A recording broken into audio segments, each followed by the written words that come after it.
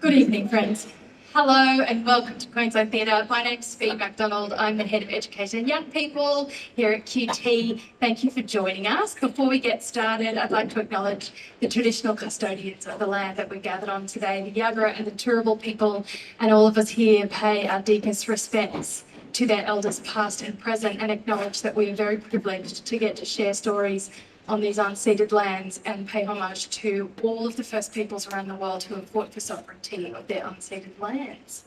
So we're here gathered this evening for the play briefing for Calamity Jane. Now, for those of you who may not have been here before, just so you're aware, we are recording this evening. It does get recorded and it does go online for later viewing, and I may remind you of that later when it comes time to questions, and for all of you to know as well. Heads up.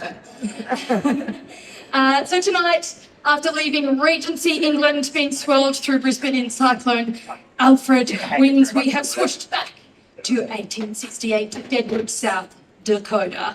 I'm excited to host this evening's play briefing of Calamity Jane, presented in association with One-Eyed Man Productions, Neglected Musicals, the Hayes Theatre Co, supported by our production partners, Griffith University. Now, I'm sure, yeah.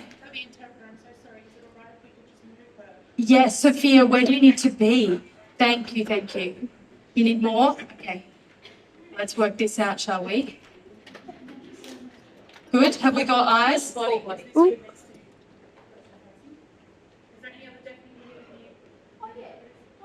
Right, no. Can we still see Sophia on the camera? No, we've lost Sophia on the camera. Yes. Thank you. Okay, we're okay. Awesome. Thank you, everyone. Now, I'm sure that there are some of you here who may remember the 1953 Doris Day musical Calamity Jane, and you might be curious about what we're bringing you. And some of you, like some of our young artists ensemble I can see out here, might have never encountered this musical. So let me give you a quick, very quick summary of what to expect. This story is a musical come cabaret that centres on our sharpshooting, gunslinging protagonist, Calamity Jane, in her hometown of Deadwood. The work is based in the saloon, where we are now, and centres around the town's entertainment.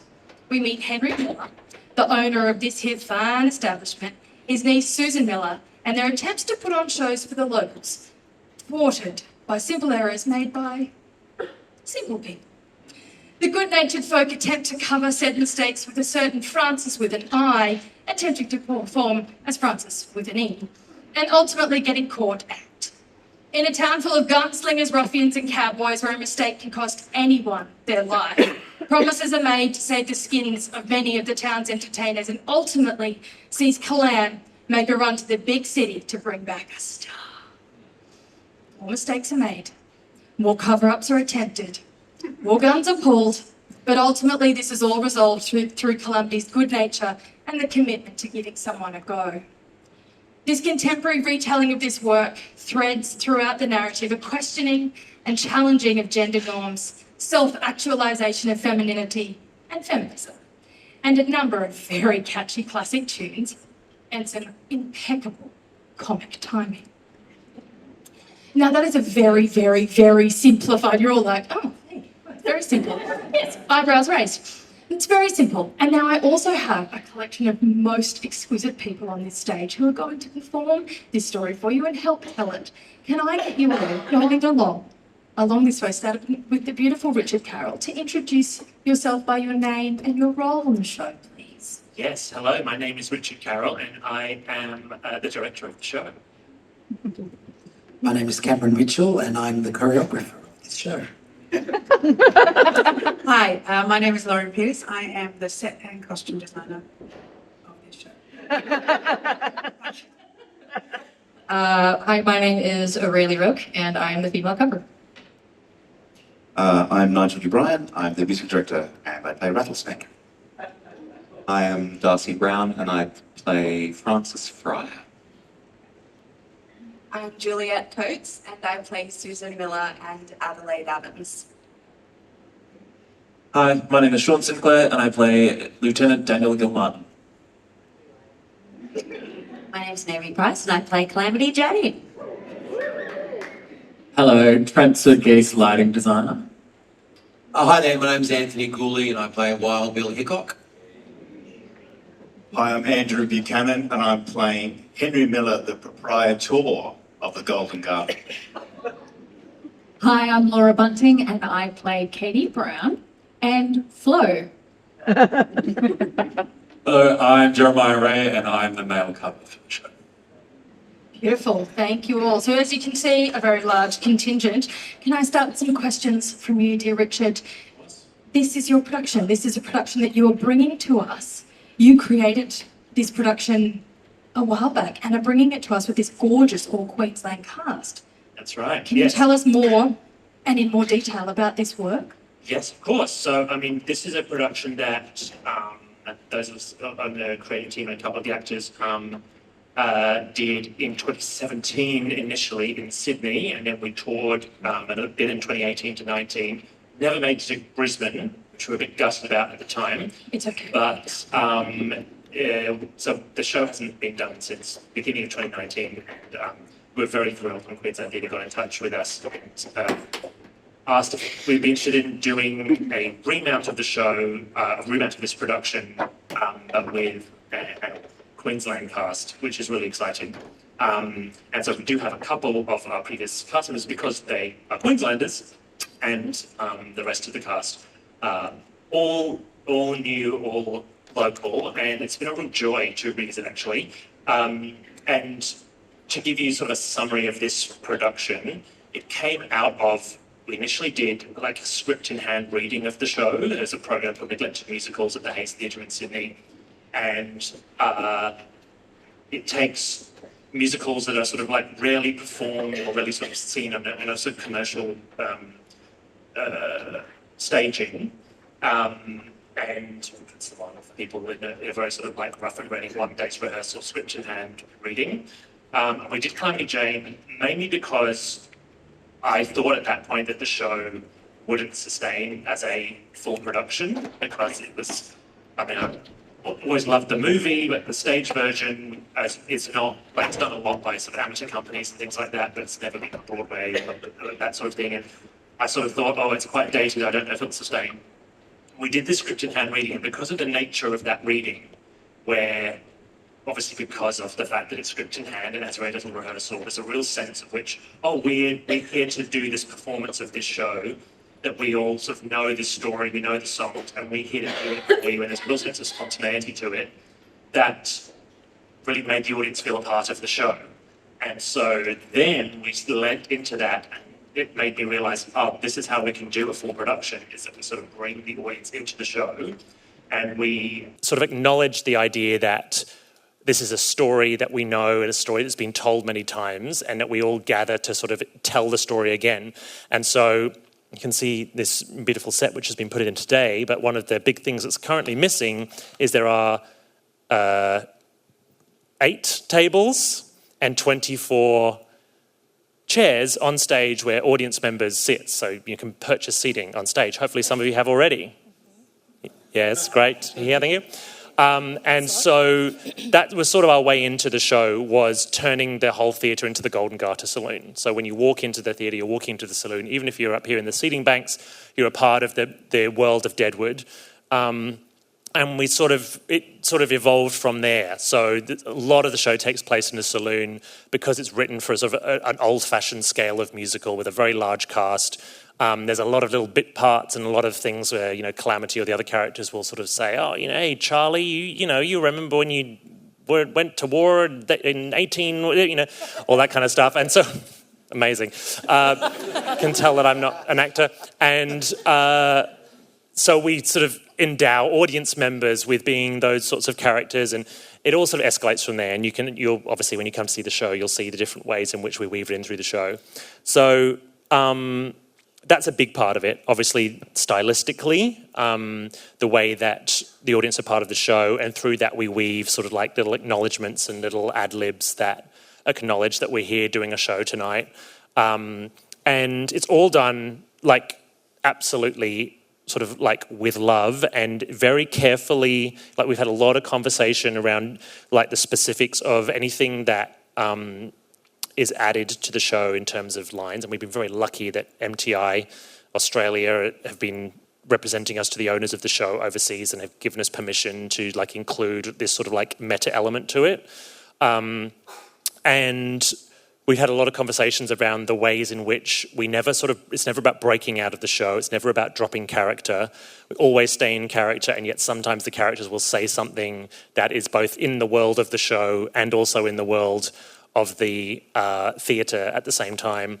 So there's a lot of that sort of like melding the two worlds. And then fundamentally for me, this is a show that is about, it's the best genre of all, which is a woman self-actualizes. It's the only genre that I care about. And it's about Calamity Jane learning to be vulnerable, learning to embrace her vulnerability. You know, I think it's easy to look at the old movie and think, oh, it's about a woman who, you know, rides and dresses and shoots like a man, and in the end she learns to be more feminine and she becomes more like a woman. But I think really it's about her embracing all parts of herself, you know. So yes, she does. She's sort of scared of her feminine side. She wants to act like the men because she thinks that's how she'll be respected. And she learns to embrace her feminine side, and she sort of ends the show finding a balance and sort of like finding, understanding that really she just needs to be her true self, and she needs to show that to the world and be proud of it in all its glory. And that's how she finds happiness and love and contentment and joy. So it's a very joyous story. It's got laughs, it's got tears, it's got dancing. But yeah, it's a journey. It really feels like a journey that we all go on together. Everyone who comes to the show knows what it's like to, you know, feel like you're being left out and, you know, you don't fit in with everyone else, or there's something about you that, you know, makes you feel different in whatever situation.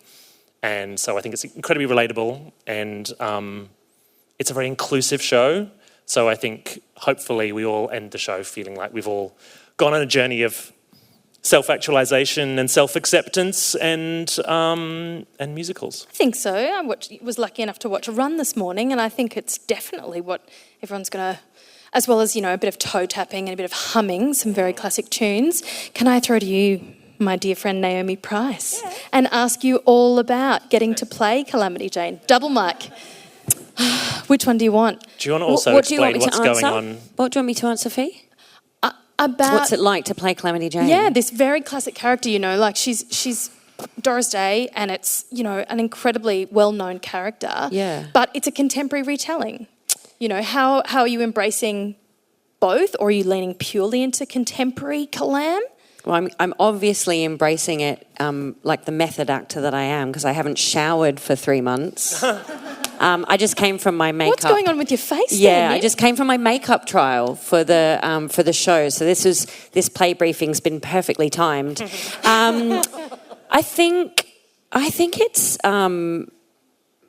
always a genuine joy to be able to breathe new life into such a loved character, and I think Calamity Jane is one of those heroines that people grow up watching or knowing about.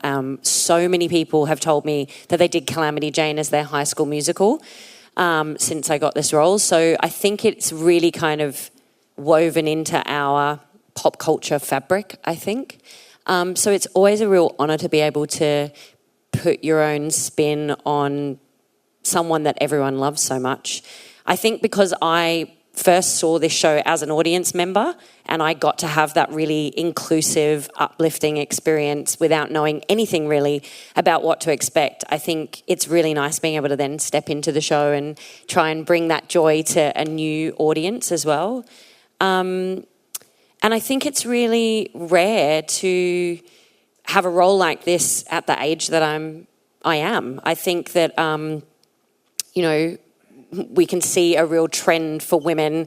The roles change, and all of a sudden you become the mother or the nurse, or, you know. And so I think in my 40s, it's such a treat to be able to play someone that's as headstrong and kind kind of unhinged as Calam, and as part of, you know, such a beautiful version of the show like this. And obviously, like, my background's cabaret, so, like, I love talking to the audience. It's like I just enjoy it. So being able to do that in a musical and be able to break the fourth wall and, like, really come up and be able to talk to you and have a conversation with you, that to me is like the meeting of two worlds that I love very much, which is music, theatre and cabaret. So yeah, it's a joy. Thanks, Nim. Can I open up to the cast more broadly there and go, how are you going with that? Andrew Buchanan, this is your, you know, the Golden Garter is your saloon. You know, how are you going, and what does that feel like for you? Are you breaking that fourth wall all the time? I mean, we don't really have a fourth wall in this setup. You know, this whole room becomes the Golden Garter. How's that working out for you and for Henry Miller? Well, because Henry Miller is a very busy man, I get to run up and down all over the place, which was dumb on my point. I should have kept it really simple, but it's going to be, it'll get my cardio up, which will be great. I'm a genuine single threat, so it's really good to have the challenge of having to be hit with all of the music to get your head around and the choreography to get your head around, as well as the acting. That's been really challenging. After week one, my head was spinning, but slowly but surely, I've been able to gather it all in and try to find something that's centred. So I'm having an absolute ball. And today, in our first ever run with some audience, it was so much fun. It's so great. It's so interactive. You wait. And so that's going to be the wonderful thing, is you get to play with the audience quite a lot. And that's been a real joy.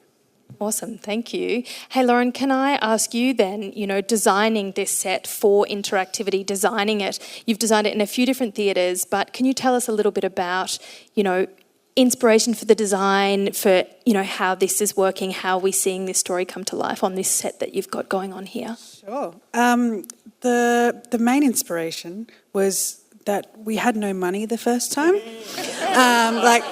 It worked. We kind of just went, all right, well, let's go to that storage unit of a friend who had some stuff and let's take all of that.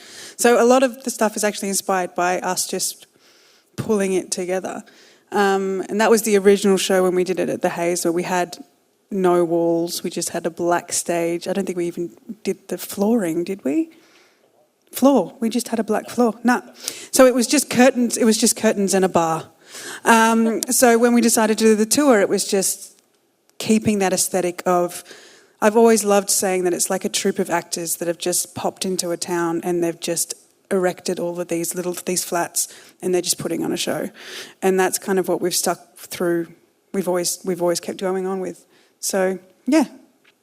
Yeah, and I think you'll get to see that in the play, that there is definitely this sense of, you know, and the in-jokes around how many roles they're all playing and the very quick character swapping. There's some terrific things that'll get you giggling. Cameron, can I throw to you and ask about, you know, we are in the Wild West. What are we expecting? What are we going to see in terms of choreography? How many box steps have we got coming our way?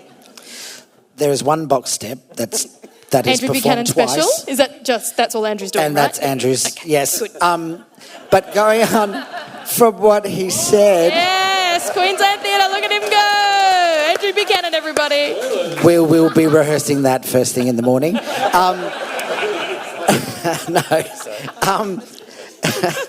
Only serious. The going on from what Andrew was saying, and once in one of the tours we did, and a reviewer said, the genius of the choreography is it looks like it's being made up as it's going along. Deep. No, yes. I added that because there's hopefully you can't tell which bits are being made up and which bits are choreographed. Anyway, I love how we're all interjecting in each other's conversations now. It's really the joy of this, like Lauren said as well, about this troupe of actors or people coming together and we're putting this show on. There is, you know, some choreography in the sense of a dance break or whatever, but it really is, it should look, and hopefully when you see it, that they are making it up as they go along. And and that Calamity is not a dancer. But she all of a sudden becomes one out of nowhere. You not know, Naomi like Price, it's everyone, that whole Calamity. musical theatre trope. You know that it should just come out of the dialogue turns into the song, turns into the dance, and so it doesn't have a chorus that comes out and does, you know, Windy City or Deadwood Stage. You are the chorus. That's So warm up before you come. You're expected to sing along. Let's just say there's box steps. There is a little break dancing, and there's some tap dancing, and to the extent of that and the skill of that, you'll have to come and see. Who's doing the tap dancing, can I ask? Well, I said and to the extent of the skill of that, you'll have to come and see. I watched a run today, that's why I'm just, wondering. Anthony Gooley, was that your number in there? Were you the tap dancer today? Absolutely not. Good to know. That was just your boots getting a workout. Yeah. While I've got you there, you were one of the original cast members, yes? And who else? Myself and Laura Bunting. Yes. And it's been a real, such an unexpected joy that it came up again. And I think Richard got in contact with me, then he mentioned that Laura was going to be doing it again, and Laura and I got in touch. And I think we might have both had initially we both had the same instinct, like, are we a bit old for this now? But certainly me, it's like granddad Bill Hickok now. But it's been so beautiful to revisit, and I had a really nice feeling in rehearsal the other day when we were doing a run, and because we've got so many wonderful, like the creative team is the same as always has been, but we've got so many new wonderful talents in the cast who bring so many unique and all their wonderful idiosyncrasies to it. But something about it though, I was just like, and I mean this in a really positive way, like it feels the same. And by that I mean is like the machine of the show and the form of the show is so strong and always has been, that like the mechanism of the show still works so well and still has the same feeling of joy and celebration and spontaneity that it always did. So it just shows that like it's going to be a wonderful mix of like the old form but with all these sparkling new talents brought to it as well. So it's been a really unexpected joy to do it again. Yeah, awesome. How about you, Laura? Similar? Is it a amen same to role? that. Are you coming straight back into the same role as well? I am, Yeah, great. Flo and Katie Brown. Flo, by the way, is a very, very small little role, and she does play the piano though, so she's got that. So does Katie Brown, actually.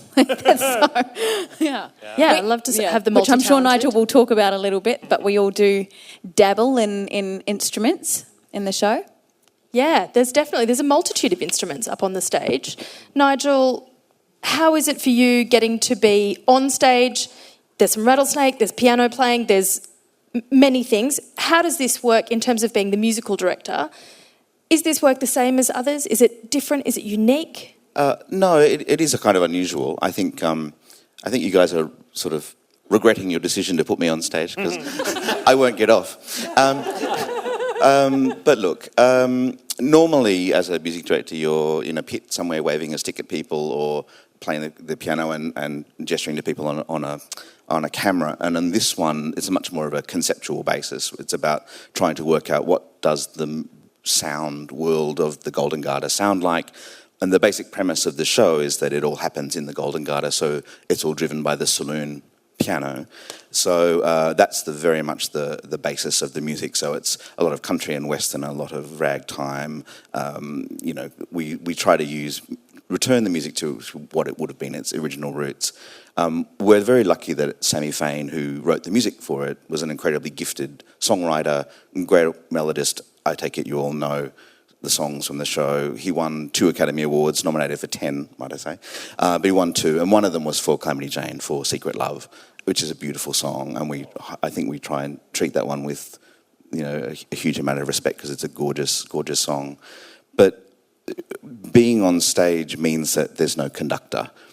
And that terrifies me as a music director, but because we all have to know what we're doing, and it's about trust and about building trust amongst the cast about not only what we're doing dramatically, but what we're doing musically as well. So it does mean that there's no one pointing at you with a stick going, "Sing now." So we all just have to know when that is. So that's probably the big change.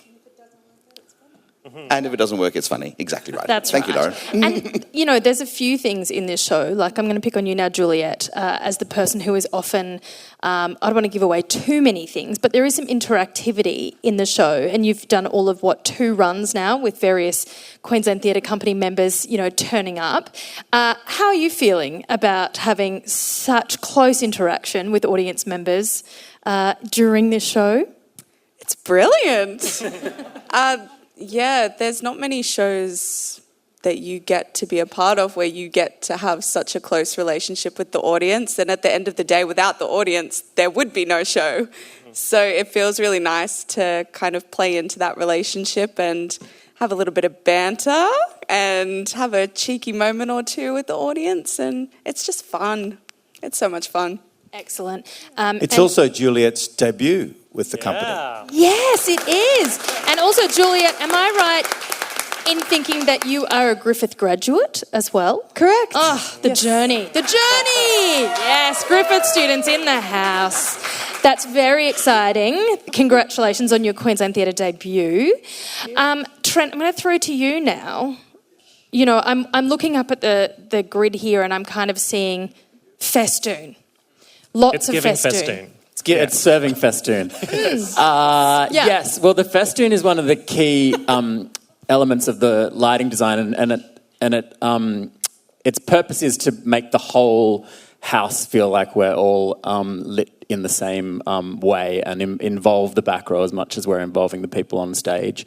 So it works quite hard all night, and it also transforms in a few different ways in that it is the saloon, but it's also starlights. So you're through a lot of Act 2, we have this beautiful canopy of stars. So we play with both these walls representing the inside of the saloon and also the outside. We kind of play both modes. But the lighting is very it's very hyper theatrical. Like there's a lot of performances that happen within the performance on this little very stage itself. So there's a lot of like hard edge spotlighting and we throw a lot of colour around. So it's a kind of very theatrically expressive lighting design, I would say. That's where I am. Beautiful. So if you're sitting down here, prepare to be very well lit. Yes, You get exactly. The on-stage Well, it's seats. also it's a complicated idea though, actually, because there's a lot of times where you want everybody to feel like they're in the room, but there's also a lot of moments where private conversations are happening and you're sort of like, we don't want to sort of see these 30 people sat immediately next to the principal actors.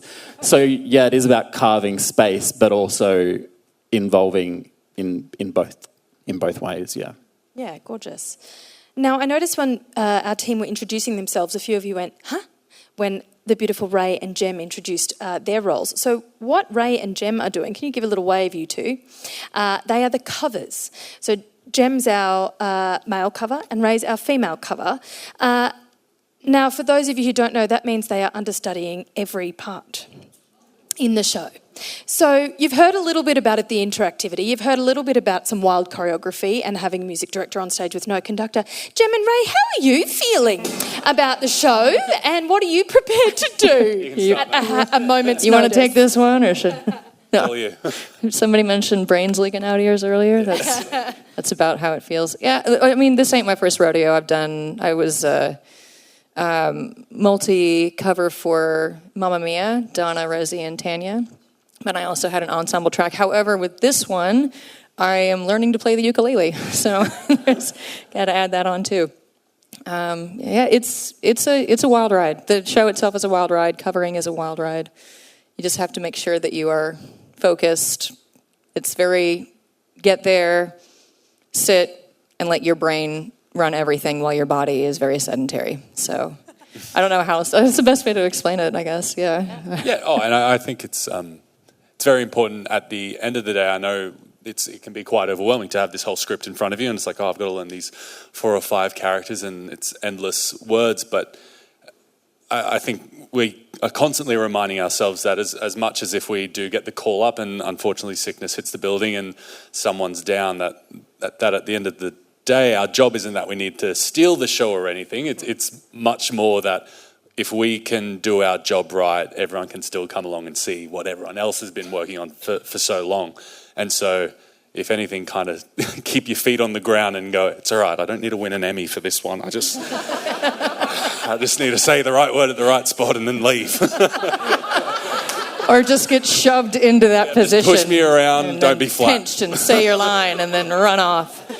And I got to say, though, that we've discussed this, and I might have mentioned this to a couple of you, that in most cases when it comes to covering, there is a sense of you're part of the group, but you're kind of like not part of the group because you're not in the show, you're not on the stage, you're not physically there. But this cast and production company has been very inclusive, and we've all just been one big happy family from 10 a.m. on the dot when we start to from the first day. That was it. And then after hours, and we chat, we go get lunch together sometimes, and I not just as a cover, as a family. This is we're very family oriented. It kind of feels like.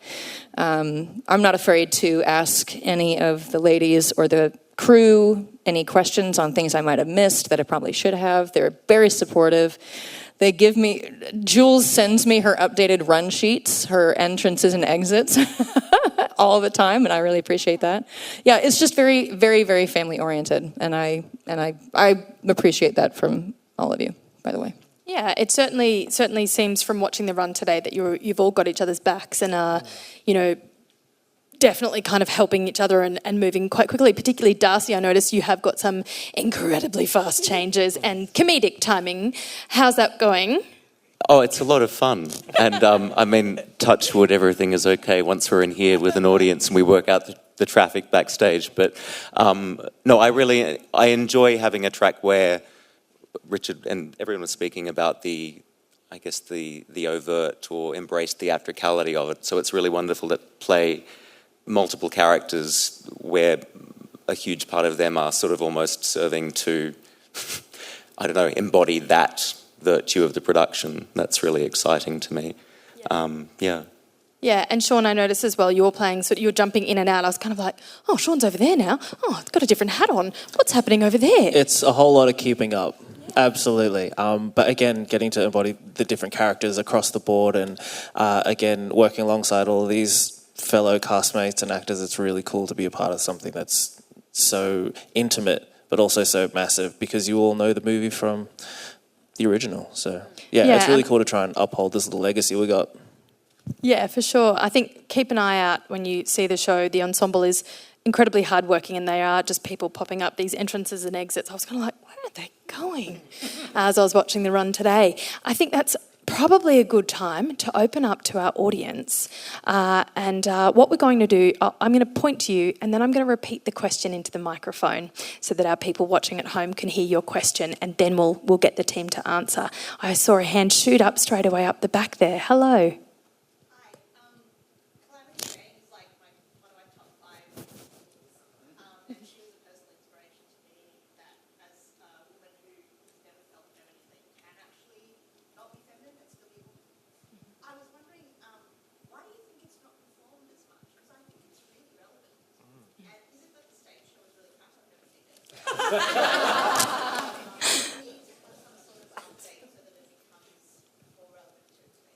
So the question is basically a big fan of Calamity Jane, top 5, and a feeling of, alignment with Calamity Jane not being feeling particularly feminine. And the question is, why is maybe it not being performed as much? Is it a crap musical? Does it need some updating? Richard Carroll, this is over to you, my friend. I didn't use the word crap. You did, but look, it definitely, we've made quite a lot of trims to the script as well as some additions. So the movie came first, the movie from the early 1950s, and this is a stage adaptation of it from the early 1960s. So yeah, it definitely is on the page. There's some stuff that I think if you performed the whole thing all the way through as it is on the page, it would feel quite old-fashioned and the pacing is not amazing and things like that. So those are all things that we have sort of had to solve. But as you say, like the story itself and the character are so amazing that, once you do some little things like that and you sort of go, actually, we don't really need that last 5 lines of that scene. They're just there because they had to do a big set change behind the curtain in 1961 or that sort of thing, then it does really, it fizzes and really does sparkle. So I think it's partly that, and partly I think it's also the fact that for whatever reason, it didn't sort of debut on Broadway as most big shows do, and then sort of make its way out to other productions and eventually to amateur companies and schools and things. It was sort of always in that circuit. And so I think there's sort of a bit of an association of, therefore, it being like a show that belongs in that sort of world. So yeah, it's just funny how things work out sometimes. But obviously, there's such a love for the movie in particular, and as Naomi said, a lot of people have done the show either at school or as part of an amateur company, and so that is one of the great things about when we did it. So many people like you have a real affinity for the character. They grew up watching the movie, or a lot of people would come with like their sister or something and say like, we used to watch this together all the time, or it's our favourite movie. And so that's a massive responsibility, and it's always a real joy to feel that people are bringing that kind of relationship with the work into the experience. Thank you. Oh yes, over here.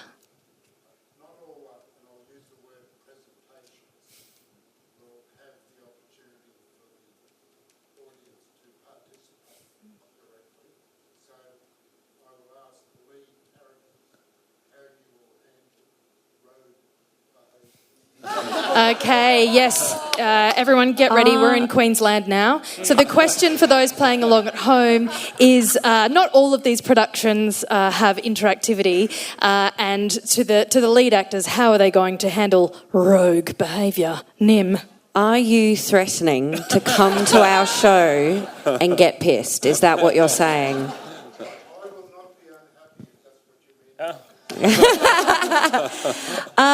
I genuinely love it when audiences are a bit rowdy, to be honest. I think, look, I'd rather that everyone's laughing at you doing something preposterous than me. So I'm always quite happy for that to happen in shows. Also, like, they're the most memorable moments, right? When you go and see a show and something happens and it only happens at that performance because it's only because that person was there and they happen to respond in that really authentic way. So for me, I'm just like, bring it on. Like, I honestly, it's set in a saloon. Like, we can't expect everybody to be watching this like it's a piece of really posh opera or anything, like it's got to be a bit kind of rough and ready. I don't know, Ghouls, how do you handle the audience when they get out of hand? Well, probably my character doesn't do as much of that interaction with the audience. Like a few little moments, but I would say it's really Calamity and Susan and Henry Miller that do the most amount of that audience interaction. But having done this show quite a lot, though, like Laura and I did this show intermittently over a couple of years, we do have some we have some covert, between the cast, we do have some covert ways of being selective sometimes about who we might like to choose to interact with. So sometimes we might get a vibe like, oh, no. Like that person's really, really aching for their moment in the sun, you know what I mean? We might just put a little lid on that. But so we have little ways that we can communicate amongst the cast about who and when we'll have those immersive, interactive moments. Great question. And I think it's worth noting as well, in my synopsis at the beginning there, I was kind of going, there's guns pulled and there's all these sorts of things. What's really interesting about this show is that, yes, we are in the wild, wild west, but there's not a single gun on this stage and there's not a moment of fisticuffs at all. It's, in terms of contemporaneity and all of the things that we explore in contemporary performance, this work really doesn't lean into any of those traditional things, but it is still incredibly funny. There is still real threats of menace. I mean, Anthony, you're not that scary, but you're a bloody good wild Bill Hickok. Those almost tap dancing boots are pretty fun, and I think there's definitely what we definitely see, and Naomi, you're definitely, you're so quick, and I think any audience beware. I think if you actually try something on, that woman over there's got a very quick wit, so I'd be careful if I were you. And she's wearing 2 microphones and you have none, so yeah, it's not a fair fight. Yeah. Correct. Have we got any more? Yes, over here. I'll try something on. Get ready. The film, which I've seen,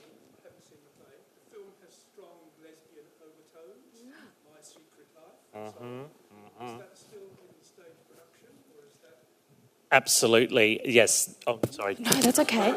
Question for those playing along at home is the film, there are strong lesbian overtones. The question is that still part of this work? There's overtones, there's undertones, there's just plain tones. Yes, Calamity Jane is obviously, she is a queer icon. The show is a very important text to a lot of queer women. And Act 2 opens with Calamity and Katie moving into a cabin together and singing a song called A Woman's Touch.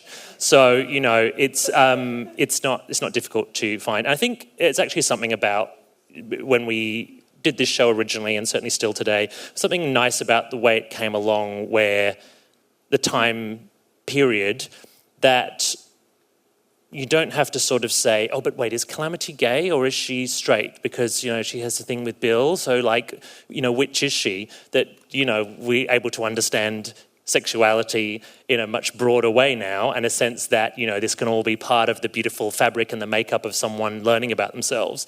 There's a really beautiful relationship between Calamity and Katie, certainly in particular.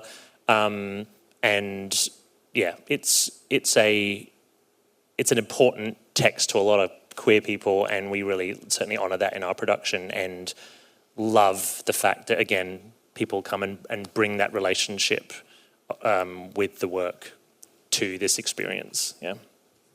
Thanks, Richard. Question over here.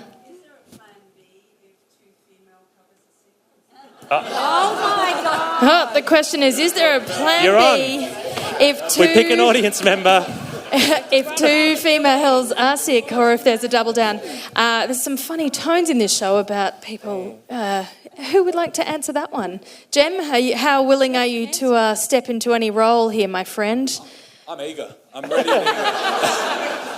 Oh, look, I think we're trying to cover as many bases as possible, and having the two of us will do a pretty good job. But if it comes to a situation where that many people are down, I don't think you'll want to see Ray and us try and bumble our way through a main stage show. You should have seen us today. They were doing the run. We went into a separate room to just do lines, and he did all the male lines and I did all the female lines, and we looked like we were absolutely insane. It was not a cool show to watch, I'll tell you that for free. No, it was absolute chaos. So, yeah, knock on all the wood, please. I think it would work.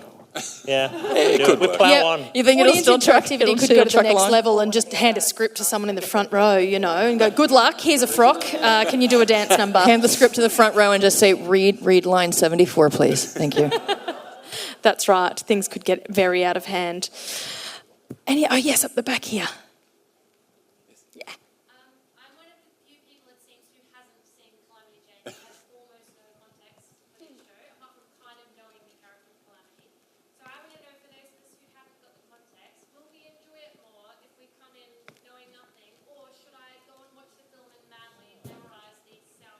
Great question. That's a good question. I'd say either or. So the question for those at home is, someone hasn't seen the musical or the movie before. Should we be running out and watching the movie, or do we not need to know anything when we walk in the door?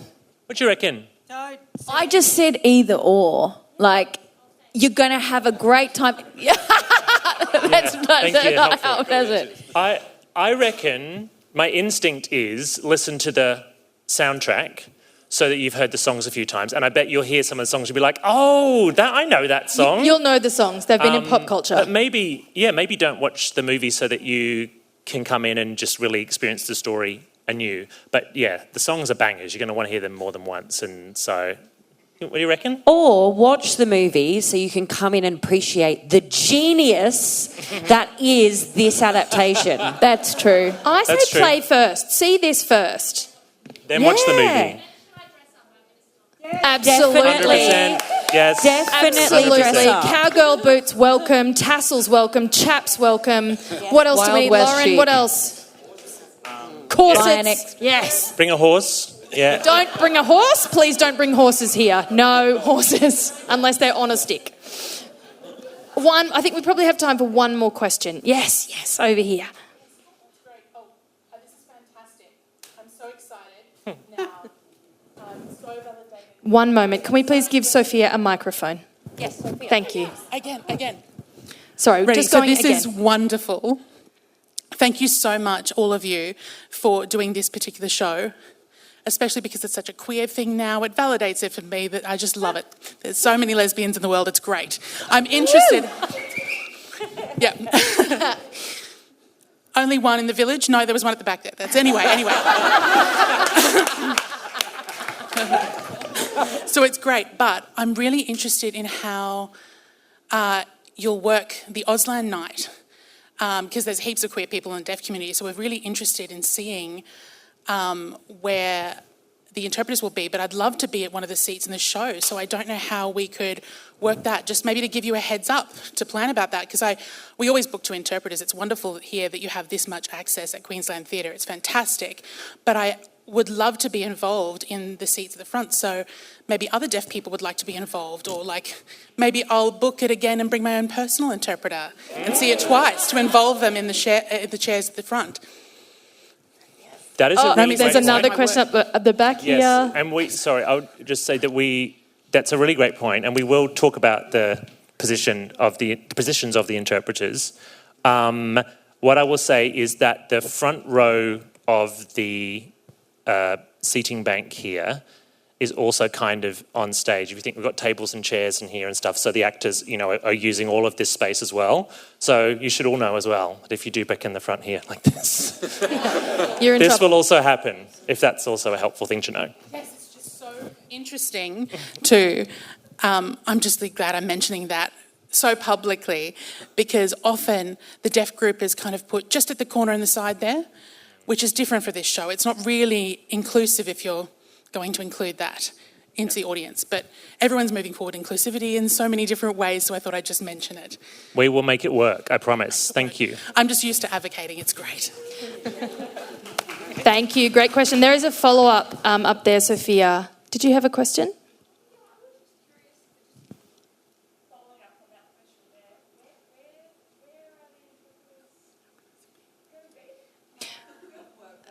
The question was, where will the interpreters be? And I think you've given us a great provocation, Richard. I'm not sure what you've done in the past, but I think the provocation here is let's ensure our deaf community can be down on stage and be a part of it, because clearly they want to be interactive. Julie, have you got an extension on that?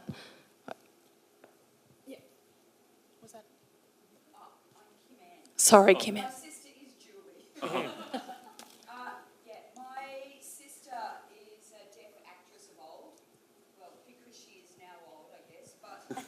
And if I've just bought tickets for us today, and the only tickets we could get were like up here somewhere. And I think she would be quite disappointed if she did not have her moment. As a former deaf actress from Sydney, to be involved in the production, she would feel a bit like, oh, what a shame, deaf missed out. Here we got to have fun, which I could have, so that's all. Great, thank you, Kim Ann. Just an extension there saying it would be great to be able to find seats down the front. Excellent. I think we've got a great provocation on our hands to work through in the next little while. I think we've probably hit the end of our questions. Can I get you all to give an enormous round of applause to these gorgeous cast and creatives?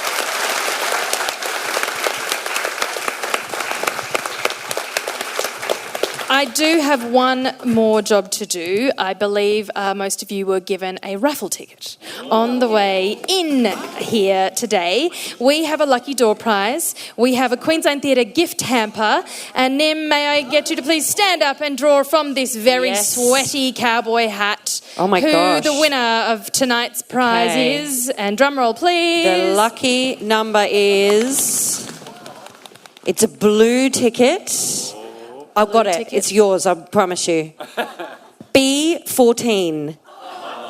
B14, blue B14. Do we have a blue B14? Blue B14. Come on, B14. Oh, B14? Nah, it was the wrong one. Sorry, okay, David. we're rolling again. If you were B14, you snooze, you lose. bad. Missed it. Wait a second. Hold on. Oh, sorry, it was the right one. B14? It was the right one. B14, fabulous. Congratulations. If you can head to box office on your way out and collect your lucky door prize, David will be waiting with the prize out there. Thank you all for joining us. I hope you all have your tickets, and if not, you are rapidly going out to buy them before they are all snapped up. We look forward to seeing you at the opening of Calamity Jane in a hot minute. And please, once again, give a round of applause to this team and the production team who are supporting us as well. Thanks so much. Get home safely. Thank you for joining us.